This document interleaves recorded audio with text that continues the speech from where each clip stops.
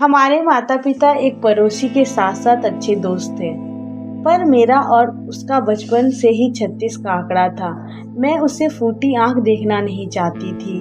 शायद वो इतना बुरा नहीं था, पर मेरे लिए वो हमेशा तुलना का दूसरा नाम बन चुका था।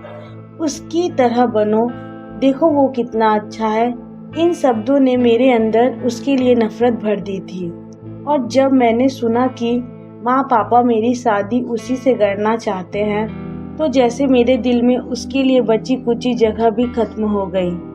स्कूल एक था और अब कॉलेज भी एक होगा, यह सोचकर ही मैं अंदर अंदर घुट रही थी। मैंने खुद से कहा, अब बस, कॉलेज में मैं अपनी पहचान बनाऊंगी। पर मुझे क्या पता था, यहीं से मेरी कहानी बदलने वाली है। पहले दिन नए चेहरे, नई दुनिया, और तभी मेरी नजर उस पर पड़ी। रोहित, वह सबसे अलग था, न सिर्फ दिखने में बल्कि उसके चेहरे पर एक अजीब सा सुकून रहता था। सभी लड़कियां उससे दोस्ती करना चाहती थी, पर मुझे उसमें कभी कुछ खास नहीं दिखता था। मुझे लगता था बस मैं उससे दूर रहूं।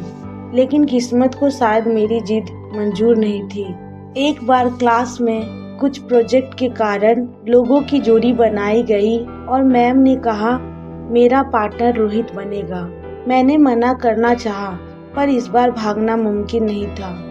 प्रोजेक्ट की तैयारी करने के लिए हमें एक साथ रहना था, इस कारण हम लाइब्रेरी में चले गए। मैं पढ़ने की कोशिश कर रही थी और रोहित चुपचाप मेरी मदद कर रहा था। तुम इतनी चीजें खुद से समझ लेती हो, उसने मुस्कुराते हुए कहा। मैं उसकी बातों का जवाब नहीं देना चाहती थी, क्योंकि अगर मैं कुछ कहूँगी तो ये बातें मम्मी पापा तक पहुँचेगी। इस कारण मैंने चुप रहना ही सही समझा।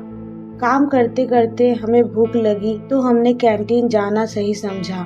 कैंटीन में मैं अकेले बैठी, क्योंकि मुझे हमेशा अकेले बैठना अच्छा लगता था, पर आज वो सामने आकर बैठ गया।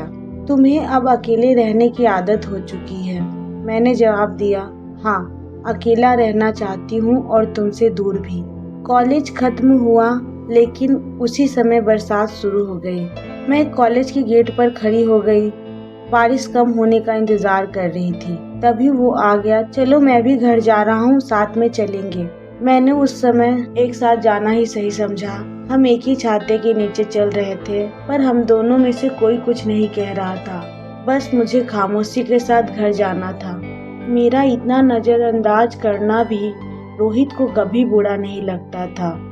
वह हमेशा मेरी मदद करता था, कभी खुद सामने आकर या कभी खुद सामने ना आकर। धीरे धीरे अब उसकी यह देखभाल मेरी आदत बन रही थी। उसका परवाह करना, उसका बिना जज किए मुझे समझना, सब कुछ मेरे दिल में धीरे धीरे उसके लिए जगह बना रहा था। रोहित का अब मेरे पास रहना मुझे बुरा नहीं लगता था, बल्कि अब जब वह मेरे करीब आता था तो मेरे दिल की धड़कन तेज हो जाती थी। एक दिन मैंने उससे पूछा, तुम हमेशा मेरे साथ इतना अच्छा क्यों रहते हो? वो कुछ पल रुका और फिर बोला, क्योंकि मैं बचपन से ही तुम्हें पसंद करता था, पर तुम्हारी नफरत के कारण कुछ कह नहीं पाया। इस बात को सुनते ही मेरी सारी नफरत एक पल में जैसे सवाल बन गई।